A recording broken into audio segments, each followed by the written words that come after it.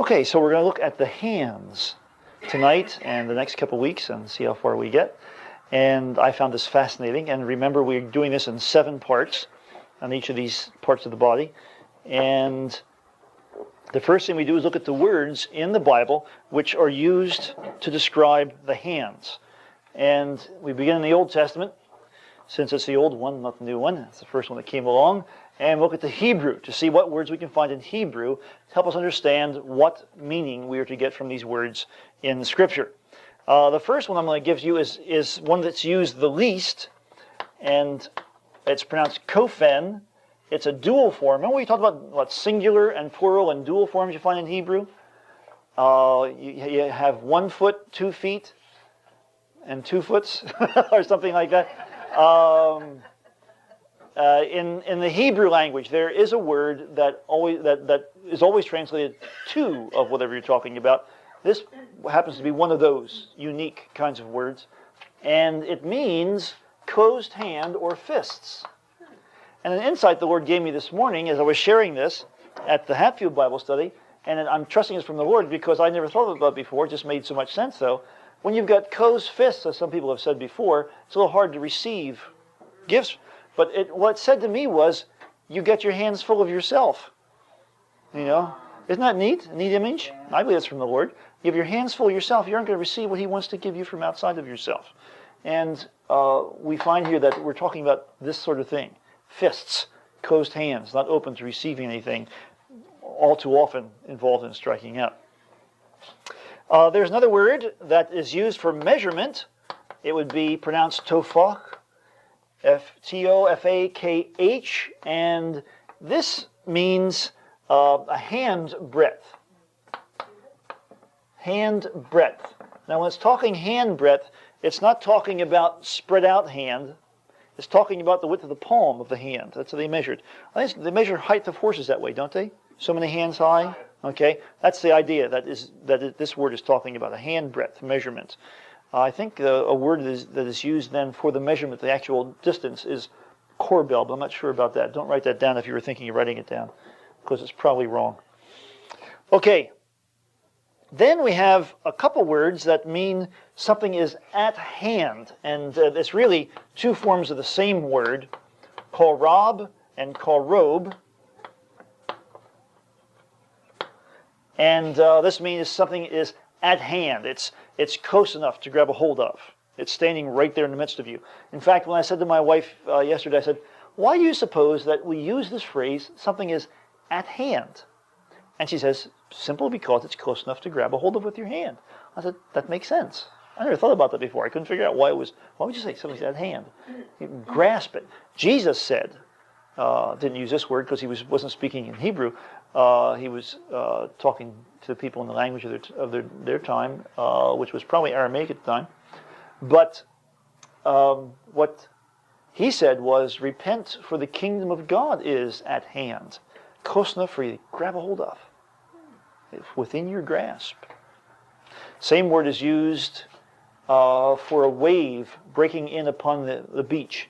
The wave builds up, gets to a crest, and begins to fall.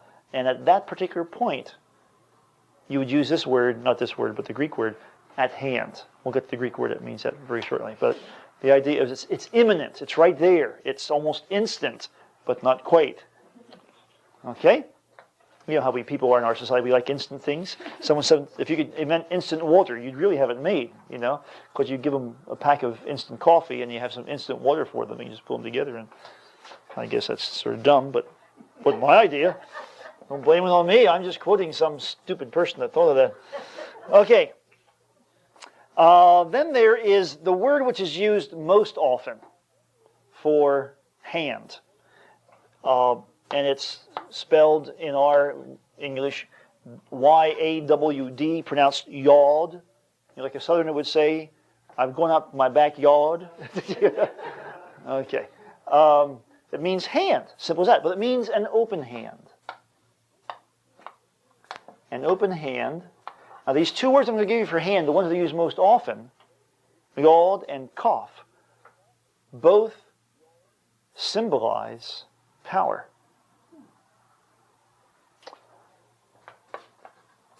But cough is a closed hand.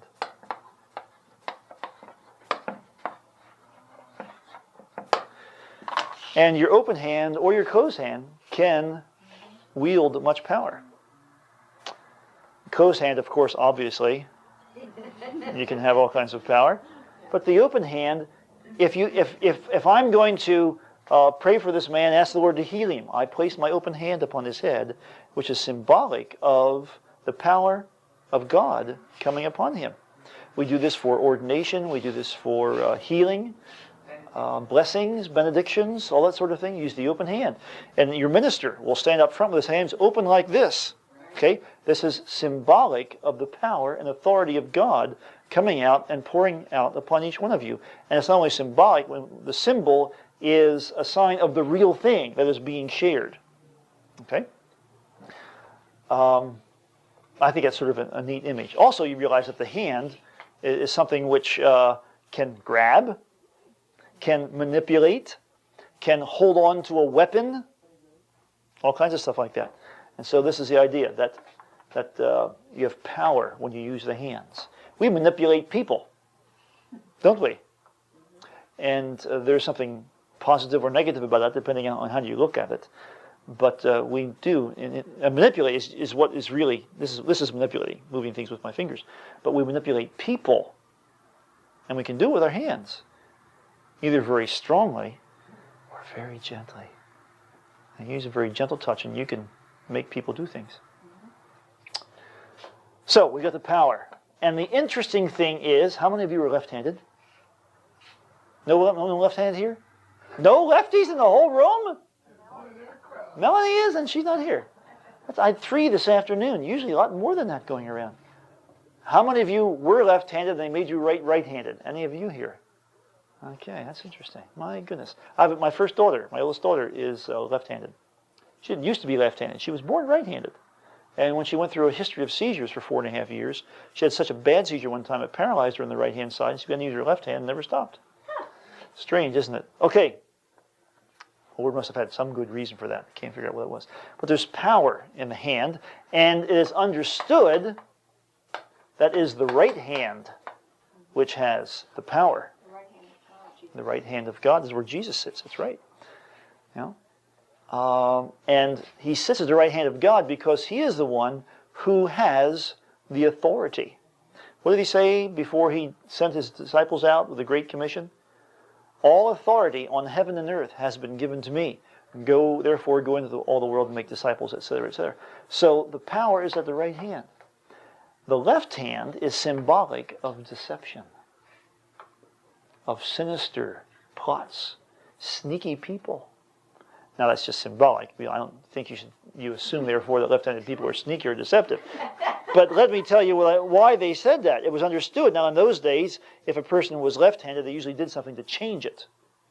And that's not that old. When I was in grade school, but at the same time I was wearing the little sign that said talker.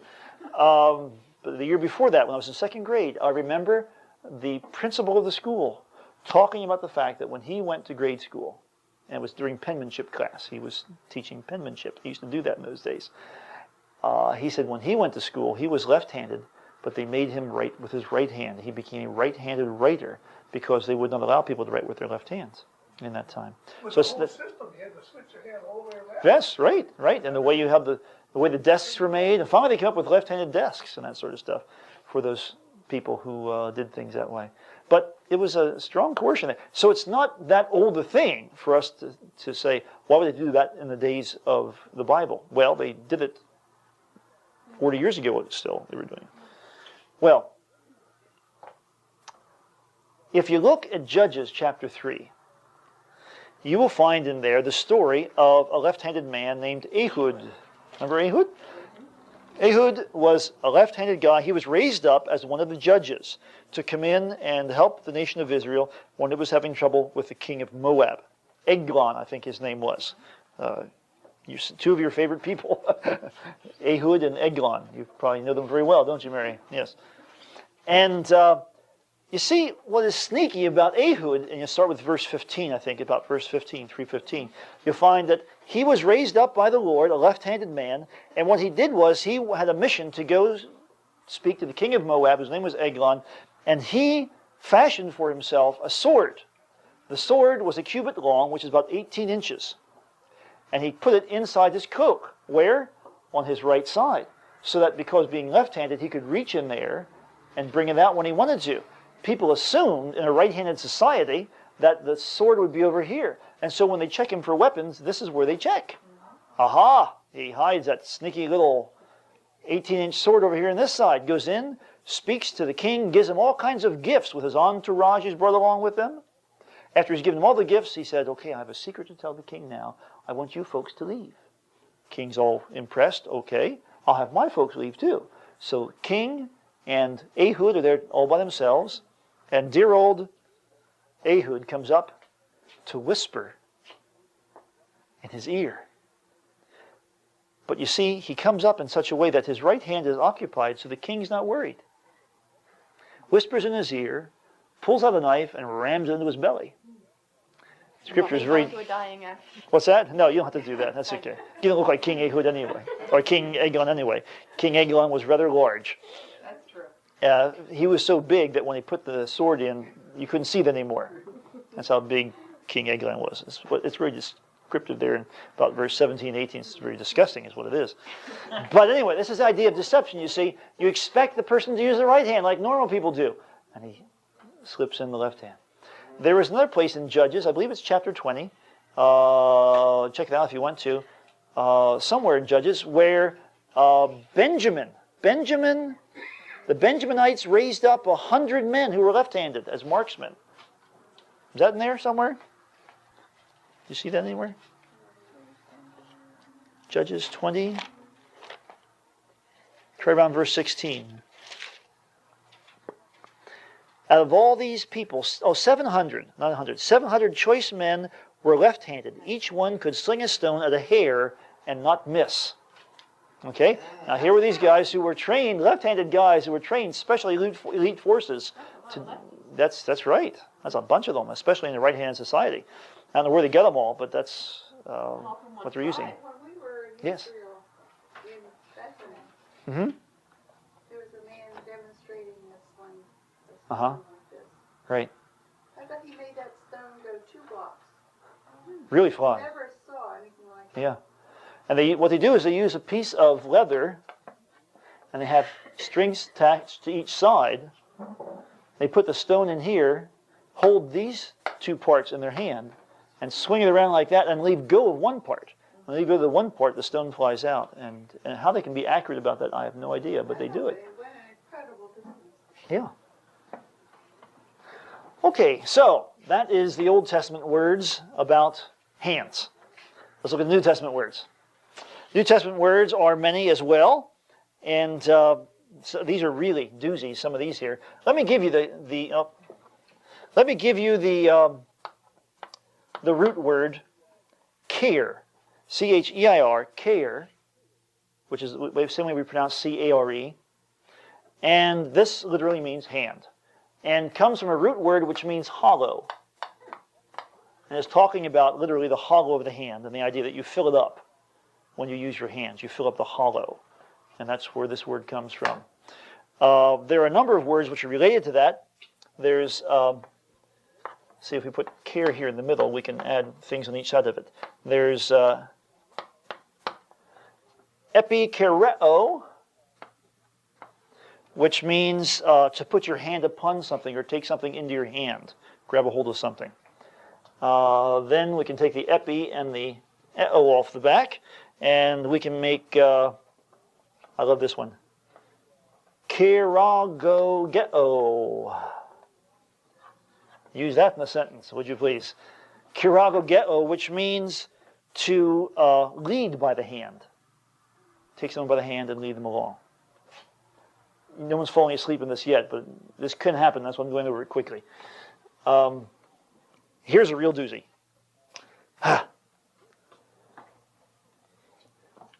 Kera poi atos. Kerapoietos. Isn't that a nice one? Yeah, Has a nice sound to it. It means made by hand. Made by hand, a craftsman. would be described as a person who makes things by hand in this way. So something made by hand is kerapoietos. If you put the letter A in front of it, and it becomes akeropoietos, it means not made by hand. There are very many Greek words. If you put an A in front of it, it means not. In the same way that we have moral and amoral. Or we have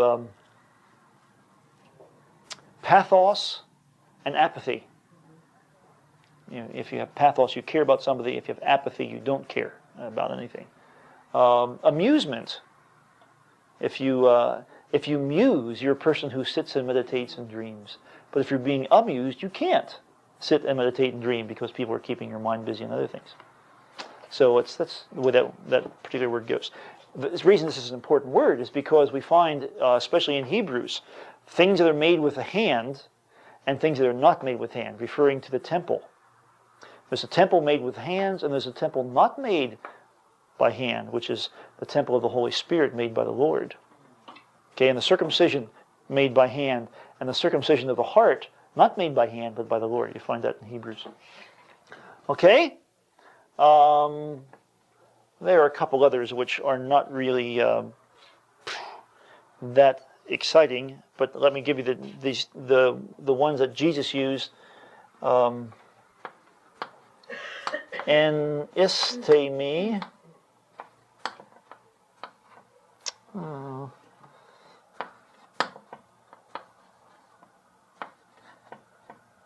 And epistemi.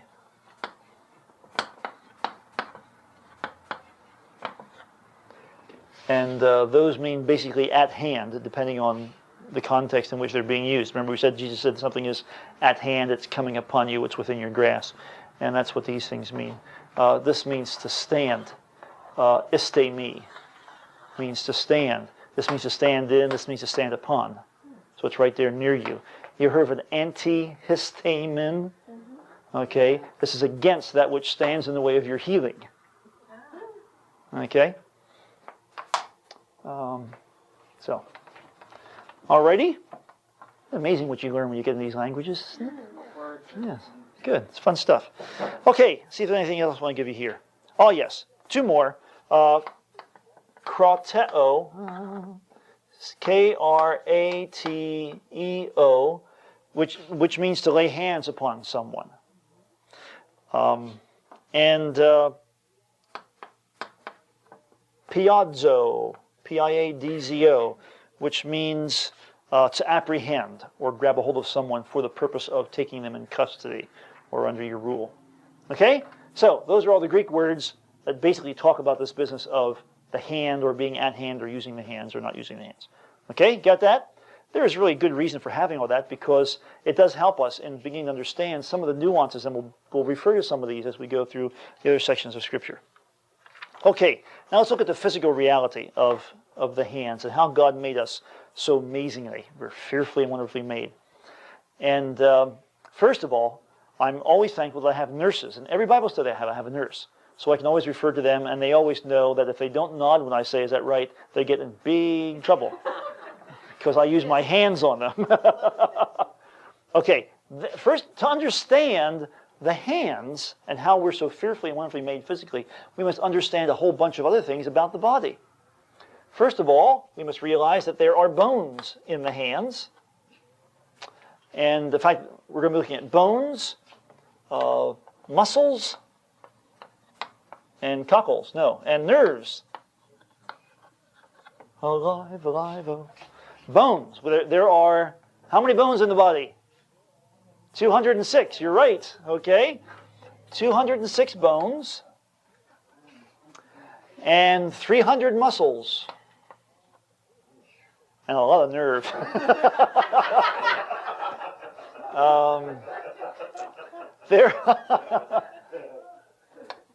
By the way, when you're born, you have more than 206 bones.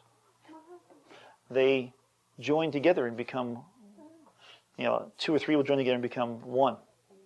And it's part of the flexibility of the baby when it's born and all the other stuff, and they just get sort of fused together and become on one bone. You end up with 206. Some men have 207. Because some men, well, some women too, but more men than women, have an extra rib. Sort of fun going back to Genesis 1 if you want to have fun with that one. Or Genesis 2, rather. Of the 206 bones in the body, in the hand, there are 27. That's right. Good. 27 bones in each hand. Isn't that amazing? So with the two hands, you've got 54 bones used up already. Isn't that amazing? And 52 in your feet. That's already much. In fact, the extremities are the ones that use most of the bones. That's where most of them are needed. And you've got 60 in the upper arms and 60 in the legs. You get 3 here and 27 here, 3 here, 27 here. You get 4 here and 26 on each side with your legs. And that's most of them. And you get 24 ribs, 26 vertebrae, and 29 bones in the head. Did you know that? You remember all that, don't you? No, I don't. Well, see, I've been studying more recently than you have. I have so much fun studying these. It's amazing what's in the body. Huh. Of the 300 muscles, 70 of them are used to manipulate one hand. That's a lot of muscles in For the interesting thing is there are no muscles in your fingers. No muscles in your fingers, only tendons. If you had muscles in your fingers would be too fat to handle all the muscles. So they have connections from the fingers back here. So you have dexterity. Interesting? Well, the Lord was really smart when he came up with this, wasn't he? Yes. My anatomy book is in Greece. My first husband wouldn't send it back, so this stuff's long gone. Oh, yeah, well, okay. Want to get you a new one in English. Yes. Unique thing about the human is they have the opposing thumb, which allows us to do literally thousands of things you couldn't do unless you had the opposing thumb. We're the only creature that can touch tips of the fingers with the opposing thumb. We have nerves in the hand in 1 square inch. Average 1 square inch. That's that size there. 1,300 nerve endings. Is that amazing? Now, not every part of the body has that many nerve endings. In fact, there are more in the hands than almost everything else in the body. The most sensitive parts of your body have the most nerve endings are the tip of your nose, the tongue, and the lips. They have more nerve endings and are more sensitive than any other part of the body. Next comes the hands. In the hands, there are 3 regions of and 3 degrees of sensitivity. And the one area is each of the fingertips and the thumb tip and the back of the thumb is the most sensitive part of your hand. The next degree, next step down, is the next knuckle. The next segment of your finger has the next area, and then from there on across the palm is the next area. So the average is 1,300 nerve endings per square inch, which means you're probably less than that in the palm, but I can't draw a square inch over here on my fingertip, and much more on the fingertips. Now we have the advantage, therefore, of being able to be sensitive to all kinds of things. I can tell you how many Tic Tacs I have in my pocket. 1, 2, 3. I have 3 Tic Tacs in my pocket. And I have 7 keys in my left pocket. I can tell you which key is used for my car without even taking it out of my pocket. There it is, my car key. You can tell if I give you 5 different coins, all different, and put them in your pocket, you can pick out a nickel like that because your fingers know that much. They are that intelligent. They're so sensitive, they can pick up even different sizes. Isn't that amazing? And count. Sometimes I like to play. Sometimes you'll see me playing like this. What I do is if I have coins in my pocket, while I'm talking to someone, I'm always thinking of something else at the same time. Don't take it personally. That's just the way I am. My mind's very active. And I'll sometimes be stacking coins in my pocket. You know, the quarters first, then the nickels, then the pennies, and then the dimes. And get them all in the same order. And I can take them and roll them around and put them right in order while they're in my pocket. You do that. You know, other people do that, don't they? So all kinds of interesting stuff. You've seen people manipulate coins. They can roll them from one finger to the next or roll them across the knuckles like that. Amazing what you can do with your hands. Now, because they're so sensitive and you can do those things also, it's the most obvious source of pain. Okay, this is the negative thing that comes with the positive thing. Because there's so many nerve endings there, it's one of the most painful areas of your body. And you nurses take blood out of those little tips. I know how you do that. It's hateful, hateful people. Someone says they get rid of leeches all, and you go, oh, no, they didn't. The nurses are the new leeches. And they will test your blood by pricking your finger. That little bugger hurts when I put that little needle. It does. Thankfully, what they're doing now is they're using the earlobe.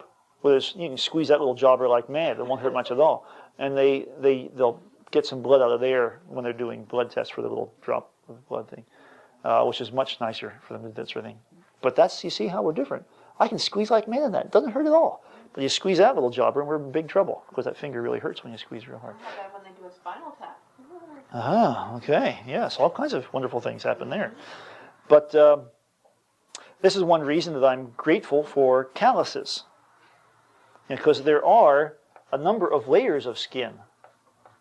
And if you apply a certain amount of pressure to the top part over a certain period of time, it becomes callous, it becomes very hard, and it is impervious to the nerves. It becomes much, much less sensitive.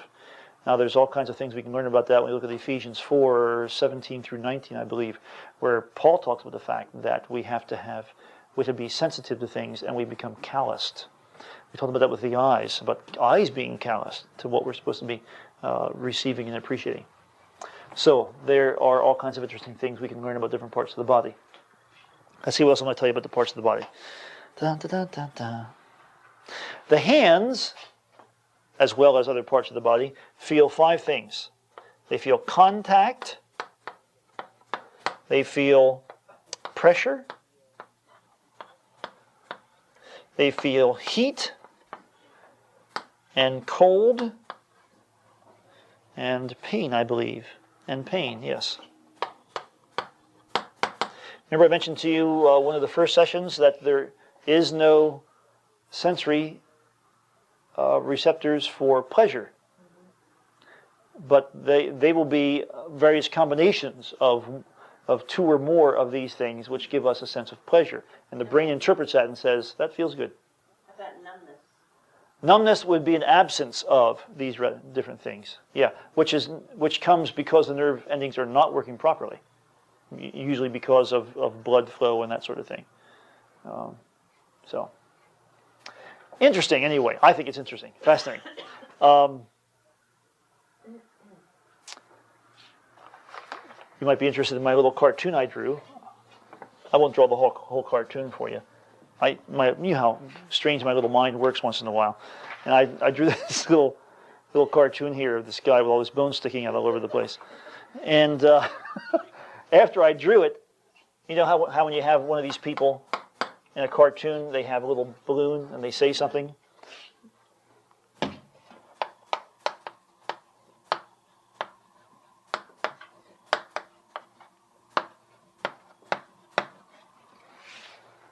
So if, hey man, give me 5, it's, hey man, give me 27, you know. I thought it was sort of cute. Help me remember the number anyway. And so, oh, okay. We should realize that we have been made to adapt and adjust to so many different things that we don't even realize sometimes the wonder of how the hands work. I think it's sort of unique that the Lord has taken this part of our bodies and made it so available to so many different things. You know, I can go all kinds of places with my hands because of the way He's made it. There are places I can't get to, like I cannot scratch this elbow with this hand. That's impossible. But I can use this one for that purpose.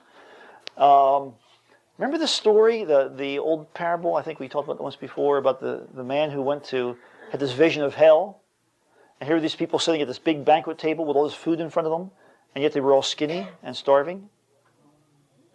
And then he went to heaven and saw the same tables with the same amount of food, and all the people were very healthy looking because they had eaten. And both groups of people had sticks fastened to their arms so they couldn't bend their arms. In hell, the people would not do anything to help each other eat. And therefore they were starving, even though the food was there.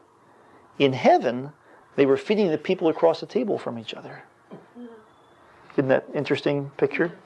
So it's really good that we can bend these things. When you can't bend them, you realize how much you're missing. Those of you who have had a broken arm at some particular time know the disadvantage of trying to do something with one hand when you're so used to using two, or having to have your arm in a sling. But I get excited when I think about what these hands can do. And then I get excited when I think of a fellow I know who doesn't have any hands, has no arms. He was born with no hands, no arms. His name is Harold Wilkie. He's a minister in the denomination I come from. And when he was born with no arms, his parents said, "We are not going to allow our son to go through life without being able to handle himself." And so they began to train him from the time when he was just a few months old to act as though no one had arms, and began to use his feet and his legs the way people use their arms and their hands. Now you know that when you see little babies, now I dare anyone to try and do this, I can't. They can put their feet in their mouth, they chew on their toes and all kinds of weird things, don't they? Because they're so flexible. Well, Harold was taught by his parents always to be able to do that sort of thing, so he's very flexible yet. He can still stick his foot in his mouth if he wants to. And some of us do that on a regular basis without it being flexible. But what Harold does, it's amazing. Harold wears only loafers and socks with no toes in them. I remember sitting across the table at a banquet with Harold one time, watching Harold cut his meat and eat. Drove me. And for a while I said to myself, this isn't right. People shouldn't be able to do this. But he does it. He sits there and he takes care of his food, feeds himself. When he's going through a door into a room, he slips his one loafer off, turns the doorknob with his feet, grabs a hold of it just like you would with your fingers, pushes the door open, slips his foot back in, and goes right on through. He always has the sleeves of his jacket, always wears a jacket, has the sleeves of his jacket tucked inside his coat pockets. And he drives a car.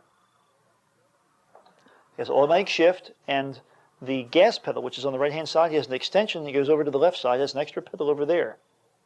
So he uses his left foot to feed gas and to brake, uses his right foot to steer with a little, what they used to call cowboy knobs on the steering wheel. He steers like that while he's driving. And he's absolutely amazing. He writes. I give his autograph. He wants to see his name sometimes. He writes better than I do. But you see, this is how he was trained from little on up. Now what that tells me is the amazing way God has made us to be adaptable. Isn't that fascinating? That people can do that if they put their mind to it and really work at it. And we complain. Yeah, my mother works at Easter Seal, and she was telling me there's a little boy there who just has flippers for arms. Mm-hmm. He was so excited when he was being fitted for one arm, Mm-hmm. and he was being trained there to help too. That's exciting. Yeah. I don't know if I read it or if I saw it on TV. The little boy was born with just one finger, a great big finger on the end, and a leg bone missing, but there was a foot on. So they removed that foot and took part of it and made him a hand. Made a hand out of and that one toes. finger is now he's stumped. And I had a picture of it, and he's using it and getting along. And That's so amazing. I expect in a few months he'll have that feeling. Yes. Isn't that exciting? That's a really amazing thing. And remember a couple of years back, that girl, the court tried to take her baby away from her because she had no arms, and she demonstrated she could change his diaper with her feet. Yeah. Pretty neat. Pretty neat. Well, we are fearfully and wonderfully made, even when all parts of us aren't there. And I just praise God for that. It's amazing what He does with us and what He can do with us if we let Him work through us. There's a danger, you see, of focusing on, oh, look what I have missing, and not rejoicing in what I do have and using it for the Lord. And I think it's a really important lesson for us all to learn. Each one of us has to learn that. Instead of complaining about what we don't have, rejoicing in what we do have and using it to His glory. It makes a big difference. Anybody else have any other insights? We still have about 5 minutes left, and I can't get into the next section. Yes, Lou? I was going to say there was a Christian girl that Billy Graham had on, and I've seen her at on TV on the PTL Club. Johnny Erickson? I don't know if that's her name, but she dove in the Yeah. water Johnny Erickson, or yeah. something, and she paints. Lord gave her Mhm. this tremendous art, and she paints with her mouth. She has this long Mhm. stick, and some of the portraits you would think was really done by hand, but they were really Yes, she is amazing. A gifted artist and a fantastic attitude about life. If you've never seen the movie Johnny, it's an excellent movie. Your church can rent that and show it in your church. There are foot painters too. My mother had a calendar Yes. once of combined paintings of mouth painters and foot painters. It's amazing what they can do. Yeah. Yes. You spoke of the intelligence in our Yes. singers, and I've read somewhere when I used to belong to the or attend healing services in Philadelphia at the 10th and Chestnut Street Episcopal Church, I've been there. the Order of St. Luke. Mm-hmm. And Dr. Price, who was there then, used to say that we have a central intelligence, okay, and this intelligence is in every cell of our bodies. And then he would say, when we pray, just believe that this central is God Himself within every cell of us, and pray that this intelligence would heal the body. And I'm wondering what you think about that. There is obviously within our bodies a healing power. We're designed that way. If you cut your finger, very quickly that begins to heal. And so I think often the answer to our prayers for healing is an acceleration of the inbuilt healing process that God has created us with. Other times it's something He's doing miraculously on His own, way over and above that. So we have to be open to either way for Him to work. But the DNA is what ties all the cells together. They all have that same sort of key that goes on. Yes? Time for one more? Go to it, yes. I go in and out of periods of arthritis, and in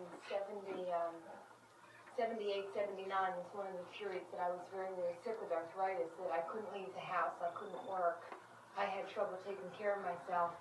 I couldn't cut my own food or write a letter, and I had to wear half casts at night and stuff because I had so much pain in a lot of my body, but my hands were very bad at this time. And that's one of the things that got me going to Jesus Focus and for prayer. And my knuckles were getting big, like an arthritic, and my fingers were turning and stuff. And I was very upset. I was about 26 at the time. And I went up for prayer, and it was the one time in my life that I saw in my mind, I saw Jesus standing in front of me very clearly. And I had the prayer said for me for the healing of the arthritis, and especially my hands. And I went back and sat down, and I was crying, which I usually do when I get prayed for. And I looked at my hands, and I saw them be healed while I watched. I saw my fingers get straighter, and they're fine now. There's no unusual lumps or bumps or curves and stuff. And they were healed right then when I was watching. Isn't that exciting? It really was. Yes. It was a miracle. And I think that was what we're talking about here, this acceleration process that you see it happening right in front of you. That's really neat. Let me mention one more thing, which I think is an interesting thing about the nuances of how God has created us. When we use our fingers, there are 3 different kinds of muscles in the body. There are striated muscles, which is most of them. These are the ones that are just like strings with a nucleus, and their basic job is to shorten or lengthen. Really, basic job is to shorten or relax. Then there are the smooth muscles, like the lining of the stomach and that sort of stuff. It has that kind of muscle to it. It has no purpose of doing work like we would have with our arms and our hands. And then there are what has been called special muscles, because there are a bunch of different ones that fit in a different category, like the heart is a combination of those two, for example, and there are kinds of special muscles. These are either on or off. The cells, all the muscle cells, striated muscles, are either on or off. They either contract or they don't. And for every muscle to work properly, for me to move my arm, the body is built in such a way that when I lift this arm this way and use this muscle, the biceps, to lift my arm, the triceps has to relax. If the triceps does not relax, I can't lift my arm. For every movement of my body using these muscles, there must be a relaxing of an opposing set of muscles, whatever I do. It's fun, by the way. You want to watch? I have wonderful arms because they're skinny. You can see that as my fingers are moving, these are the muscles that are doing it. You see it up there? And these are the tendons going up through there, and my ugly veins sticking out. But they keep my body in nutrients. I'm not going to complain about them, right? Yes. But you can see how the body works in that sort of way. Now, they do not have fast and slow or first gear, second gear, and third gear, these muscles. They're on or they're off. Now, this is the amazing thing about these muscles. If I want to move slowly like this, only some of my muscle cells are stretching down here to move my arm down. And up here, if I go slowly, just some of them are becoming shorter to lift my hand up. If I go like that, it's not that they're doing it any faster, it just means more of them are working. And the brain and my muscle cells cooperate in choosing which ones to use. It's not something that you and I can consciously do. This is what makes us so unique, for example, in playing the piano. You find some great pianist, and that person can make the slightest little sound with the piano, or the big bravado boom, boom, boom, based on the way it uses those muscles in such a way that's built into the system. It's that. And there's also something called finger memory, which pianists talk about, by the way. And that is, it is impossible for the message to get from the fingers to the brain and back to the fingers in time to say, go a certain speed on some of those piano pieces, because the notes just go too fast. So what happens is, by doing it over and over again, the fingers develop a memory. So they just do it without the thinking process. And it just happens. Typing also. Yeah. Typing's exactly the same way. That's right, yeah. Absolutely. I'm a typist, I know. Sure, you don't think about it. It just happens. Someone told me, it was a guy from Poland, a guy who was no, his name was not Adam. I can't think of his name right now. All of a sudden, just right out the window. Really neat guy. And he loved soccer. And I didn't know much about soccer at this particular time. This is back in 1969, 68 and 69, up in Poughkeepsie, New York. And he and I used to watch soccer games together that the school was putting on. And he said, you know what the trouble is with American soccer players? I said, no. Adolf. Adolf Karmelich was his name. I said, no, Adolf, what is the problem with American soccer players? He says, they think with their head. In Europe, we think with our feet. Good point. You see, it's the same idea. Because you don't take the time to, what should I do? You just do it. Because you've played from so little on up in Europe, and it's happening more now in the United States.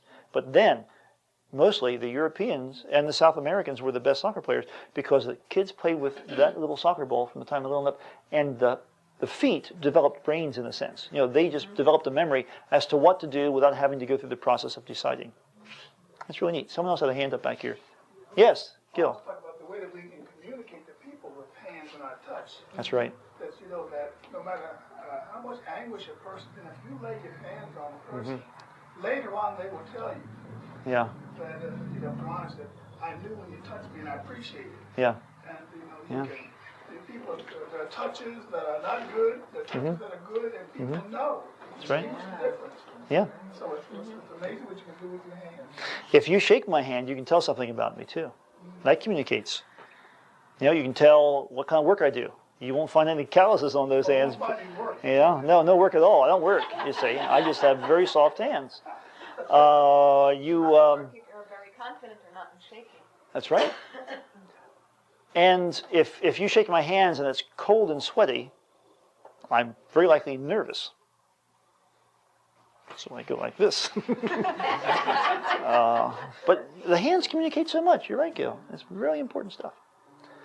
My daughter, my oldest daughter, who is learning sign language, communicates constantly with her hands without even moving her mouth. never speaks. It's amazing. Emily, right? I was teaching a communications class once at Kane College. Mm-hmm. Substitute, and we had to make people, when they talk to someone, to touch them. Mm-hmm. Because people hesitate to do it, but it was much more, the message, was much stronger when they said, call a person's name, and said, look at the person, call their name, and touch them when you speak to them. And it was a new experience for them. It was something they wanted to carry on after that. That's good. Very important. Depending what culture you're in. Yeah.